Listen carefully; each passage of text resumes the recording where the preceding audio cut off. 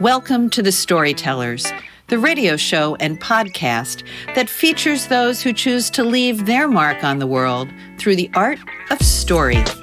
I'm your host, Grace Sammon. I look forward to our time together today.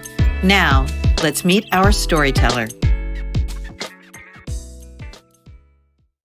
Dr. Ysaye Barnwell is a native New Yorker, now living in Washington, D.C.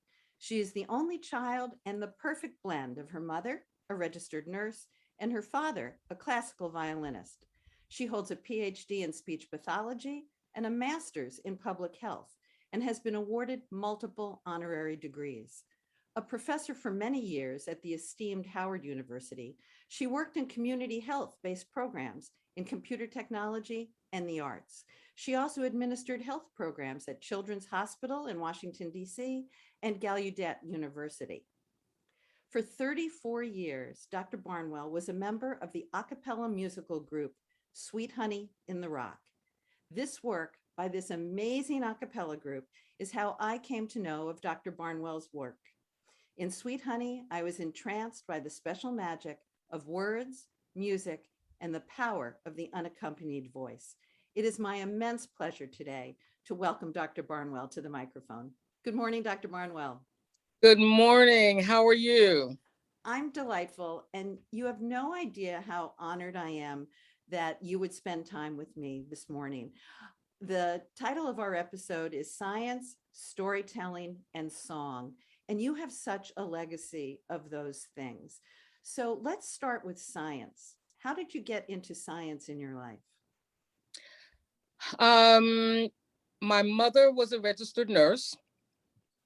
My father was an inventor with 3 patents from the United States government, as well as a violinist and a violin teacher. So I think I sort of grew up with those things being part of my everyday existence. And when I was 12 years old, someone took me to see the Broadway play about Helen Keller. And because I had been studying violin since the age of like 2.5, it was unbelievable that someone who could not hear could grow and develop and begin to speak, etc., the way Helen Keller did, who was both blind and deaf. And so I think all of those things coming together actually are still living within me. All of those pieces, the nurse, the musician, the inventor, all of those things. That's amazing that you had that complex, I think, set of experiences, the nurse, the music, the scientist, the inventor, but a single show really changed the trajectory of your life, that experience with Helen Keller. Yes, because music was such a part of my life. I mean, my father had been teaching since way before I was born. I started studying violin at 2.5. And so, to begin to understand that there were people who had never heard, will not hear, that was amazing to me. I wanted to understand it better, and it really set a path for me in terms of the things that I chose to do. And you chose to do speech pathology, obviously because of that impact, but then you brought that to the world of music and the way I got to know your work in Sweet Honey. So talk about how sign language became such an important part of that. I had studied interpreting because I felt it was important, and because it was part of what was germinating all of those years.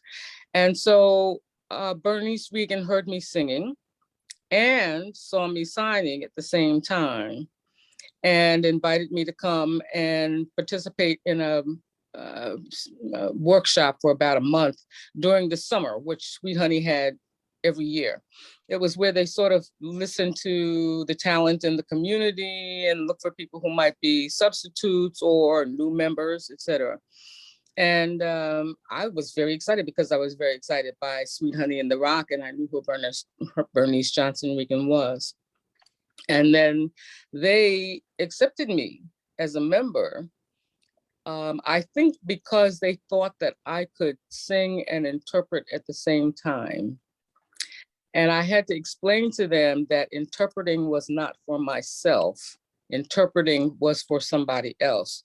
And that it was really not possible to sing one of the 5 parts in the ensemble and interpret something that somebody else was doing. So I encouraged them to get another interpreter so that I could be part of the ensemble. But sign became very much a part of then every performance, correct? Yes, it did. We hired an interpreter. We worked with an interpreter. She rehearsed with us and she traveled with us. One of the things that strikes me about Sweet Honey is why you chose to go a cappella, just with the human voice. I wasn't there when that decision was made.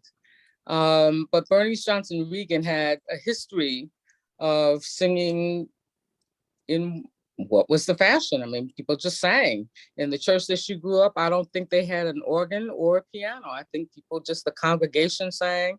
The song leaders would let them know what the song was going to be and start the song, and the song would be raised, as they say. And so when she began to do this workshop during several weeks during the summer, it was all a cappella. There was no instrument there.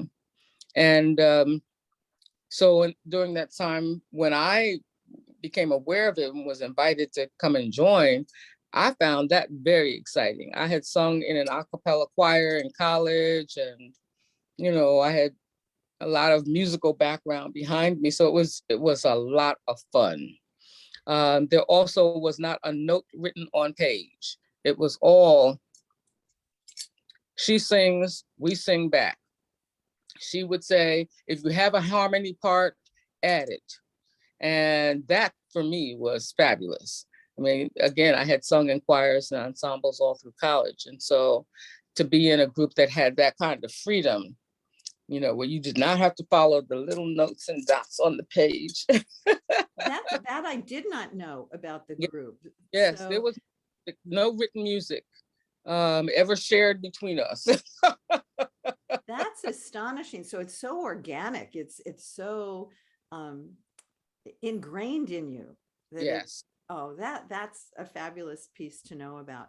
Yeah. And I have to say that the way that people would know that I came to your work, because your work was very, very influential in my life, and it poured over into my novel, The Eves. There's a scene in my personal life where you influenced me in a way, and I'm going to try not to cry. Your work influenced me because when my mother passed away, my daughter stood at her open casket and said, "Mom, can I sing a song for Nana?" And she sang, "You're amazing, wanting memories to teach me." Oh. And the gift of your words then and today are amazing to me. I'm going to ask you to sing in just a few moments. It's the story of someone who has just loved someone who has rocked them in the cradle of their arms and now they're gone. And if you would just pick up some piece of that song for us so people could get a sense of what that feels like. I am sitting here, just the wanting the memories to teach me.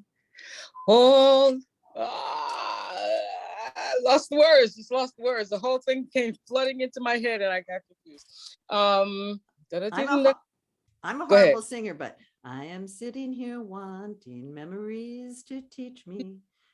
To see the beauty in the world through my own eyes. Yes, I am sitting here, just the wanting the memories to teach me to see the beauty in the world through my own eyes. You used to rock me in the cradle of your arms. You used to hold me till the pains of life were gone. You said you'd comfort me in times like these, and now I need you. Oh, now I need you. But you are gone. I didn't cry. Well, maybe I cried. Maybe I'm crying a little. It's okay. Thank you. No, thank you. It is such a gift because where you leave us right there in the song actually picks up at the end and says, I'm sitting here wanting the memories to teach me, but I know you're with me. The please and thank you you taught me are always with me. I hear you in the whispering in the trees. And the gift of so many songs that you've given me. I have to tell you, this is the one interview I wasn't sure I would be able to get. So the gift of being with you today, I'm going to gush because I really am so honored. And I want everybody to go to the Sweet Honey in the Rock. I used to think it was Sweet Honey on the Rock or End the Rock. It's Sweet Honey in the Rock. And I have two of the songs on my website at gracesammon.net. One is the entire fabulous rendition of Wanting Memories to Teach Me. The other one is actually one that you adapted by Cahill Gibran's work, which was, say again, please? On Children. Yes. Why was that an important piece for you? It's hard to kind of go back and remember what the actual inspiration was. But Sweet Honey, when I joined the group, used to have a summer workshop that was about 4 weeks long. And each one of us was to bring in a song each week, at least one.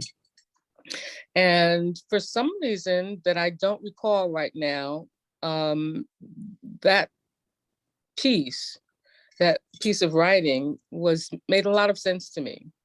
And if I recall correctly, and I may not, I think I may have put music to it because there was a friend who had a child who was being baptized.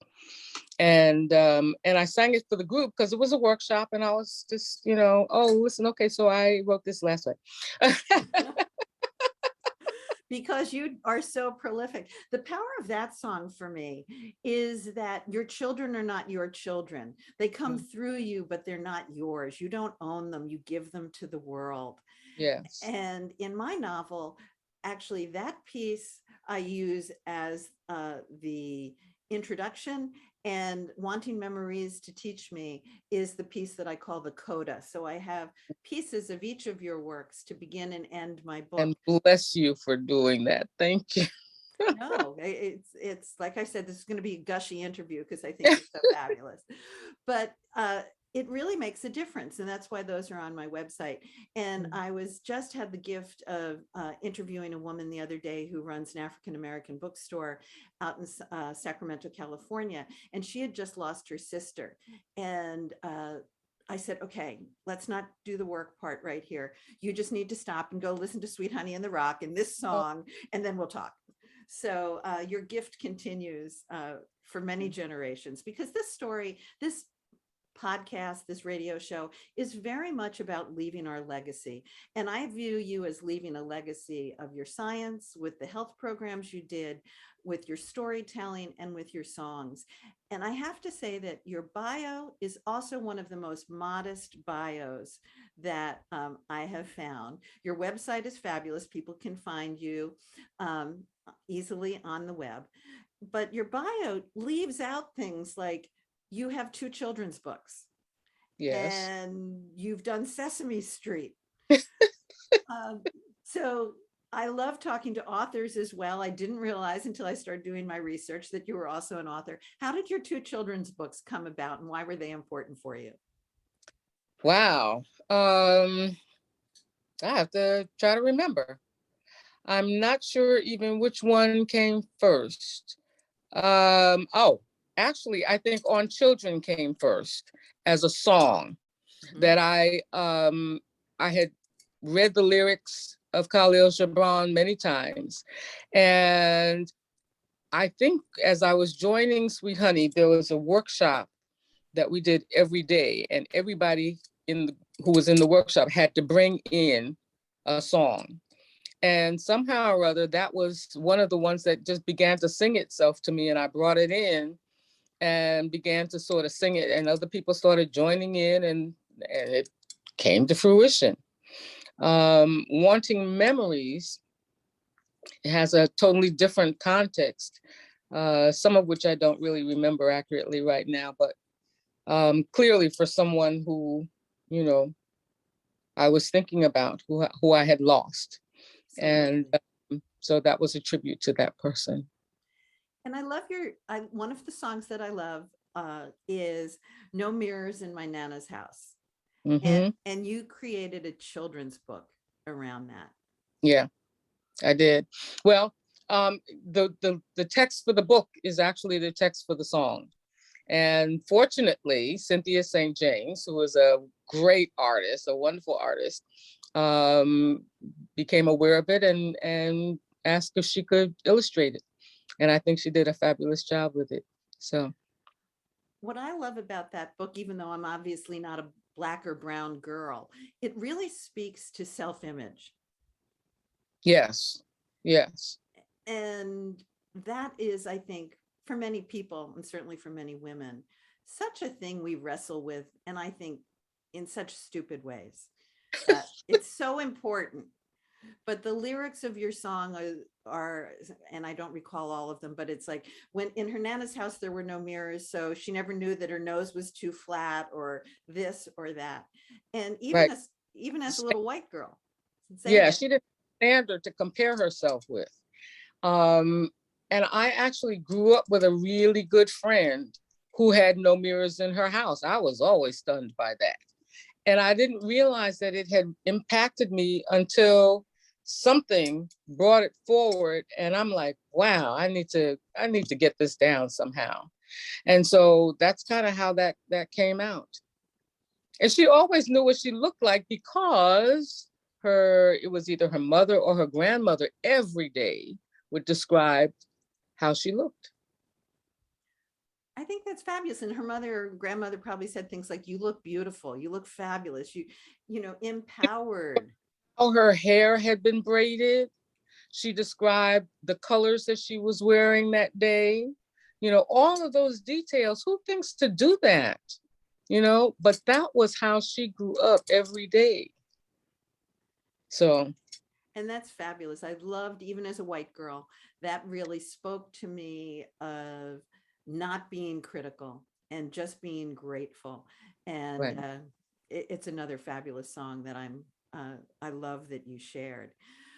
Yeah. One of the things that I enjoyed in researching you is that there were 3 things that you lived your life by. One of them is, to whom much is given, much is required. Yes. Talk to me about that. Well, the thing is that we sometimes go through life without recognizing that we have talents. And fortunately for me, I think since I was about 2.5, my father was a violinist. So there was no question I was going to be a violinist. But I started playing when I was 2.5. And so, there was always a reflection between my father and myself, and my father and his other students. Some of them were the same age I was. So I think having that reflection all the time is very, very important. There was something else I was going to say, and I can't remember now. To whom much is given, much is required. Yes, yes. You can't let talent just lay. If you have it, it has to be expressed. That's who you are. That's the gift that you've been given, and you can't just let it lay, untended. And I'm not sure where I learned that, or how it became an important truth for me, but I think it's something that I've always felt. I started studying violin when I was 2.5 with my father. And so growing up with someone who was teaching not just me, but other people, and watching these other students grow, and, if their lesson was on a Saturday morning and I heard my father introduce something to them, and then the next week I could hear that they had practiced and learned this thing, it's like, wow, that's amazing. But I was doing the same thing. I just hadn't heard myself or experienced myself growing in that way. But I think if we are given gifts, we have to use them. My mother used to have in her kitchen a sign that said, "Your talents are your gifts from God. What you do with your talents are your gift back." Yes, yes, I So, totally agree. so kindred spirits there. Another thing that I learned about you is that you believe that when one door closes, another door opens. Absolutely. Absolutely. So it's not as if, boom, that's over, life is over. No. No, you have to find your way into another door, or just be patient enough to find out what the next step is supposed to be. And I don't know how I learned that.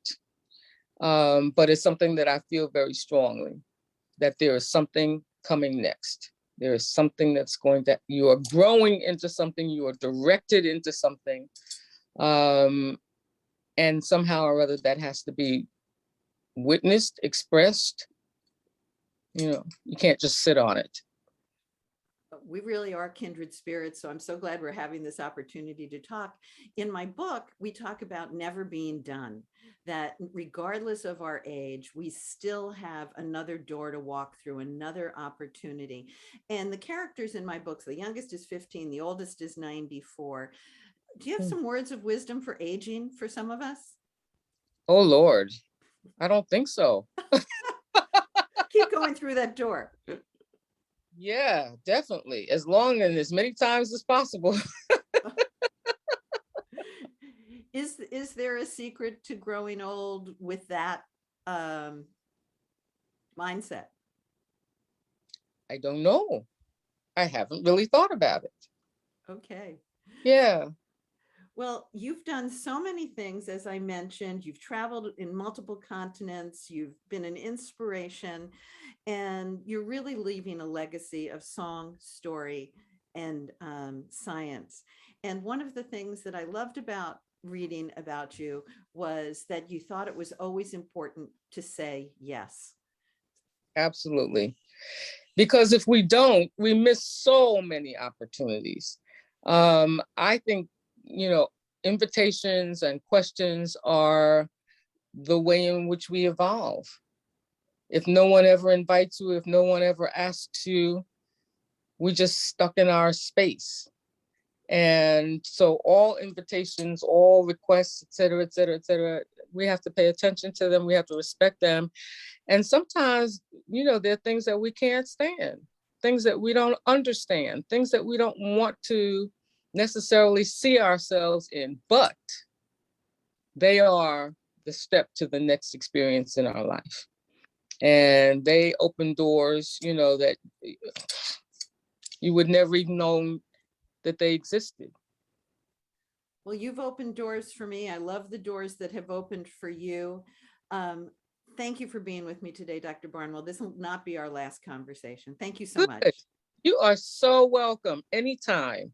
Thank you for saying yes. Okay. This episode of The Storytellers is copyrighted by Grace Sammon and Authors on the Air Radio Network. Thank you. You're very welcome, Grace. Thank you. Till the next time. Take care.